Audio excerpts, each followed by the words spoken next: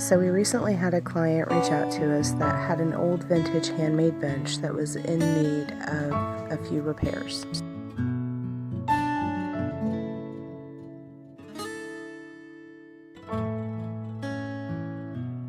So after knocking off some of the old paint to get down to the bare wood, we began the repairs.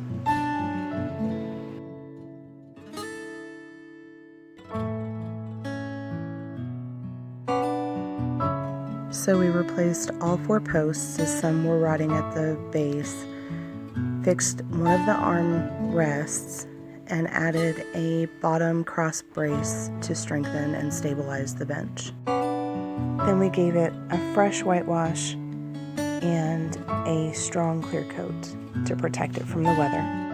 And now it's perfect.